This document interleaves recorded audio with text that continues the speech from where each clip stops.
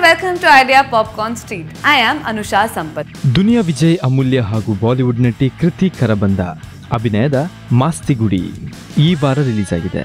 ಸಿನಿಮಾದ ನಿರ್ದೇಶನ ನಾಗಶೇಖರ್. ಇದೊಂದು ರೀತಿಯ ಡ್ರಾಮಾ ಫಿಲ್ಮ್.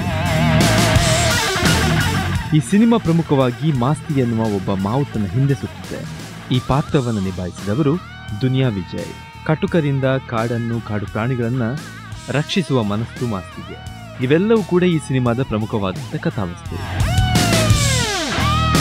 ಅಭಿನಯವನ್ನು ನೋಡ್ತಾ ಹೋಗೋದಾದ್ರೆ ದುನಿಯಾ ವಿಜಯ್, ಅಮೂಲ್ಯ ಹಾಗೂ ಕೃತಿ ಕರಬಂದ ಅಭಿನಯ ಸಿನಿಮಾವನ್ನ ಉಳಿಸಿದೆ ಎಂದು ಹೇಳಬಹುದು.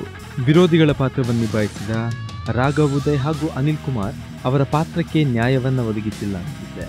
ಬಾಕಿ ಉಳಿದ ಪಾತ್ರಗಳು ಕೂಡ ತಕ್ಕ ಮಟ್ಟಿಗೆ ಮೂಡಿಬಂದಿದೆ. ಸಿನಿಮಾದಲ್ಲಿ cinematography is above average. Editing ಸ್ವಲ್ಪ ಚೆನ್ನಾಗಿ ಮಾಡಬಹುದಾಗಿತ್ತು. ಸಿನಿಮಾನ ಸ್ವಲ್ಪ ಸ್ಲೋ ಆಗಿ ಮಾಡಿದೆ. ಮ್ಯೂಸಿಕ್ ಪರವಾಗಿಲ್ಲ. ಸ್ಟೋರಿ ತುಂಬ ಚೆನ್ನಾಗಿದೆ, ಆದರೆ ಡೈಲಾಗ್ಸ್ ಇನ್ನಷ್ಟು ಚೆನ್ನಾಗಿರ್ಬೋದಾಗಿತ್ತು. ಓವರ್ ಆಲ್ ಈ ಸಿನಿಮಾನ ಒಂದು ಸಲ ನೋಡ್ಬೋದು. ನಾವು ಈ ಸಿನಿಮಾಗೆ 2.5 ಔಟ್ ಆಫ್ 5 ಪಾಪ್ಕಾರ್ನ್ಸ್ ಕೊಡ್ತೀವಿ. ಇದು ಈ ಸಿನಿಮಾದ ಬಗ್ಗೆ ನಮ್ಮ ರಿವ್ಯೂ. ನಿಮಗೆ ಈ ಸಿನಿಮಾ ಬಗ್ಗೆ ಏನನ್ಸುತ್ತೆ?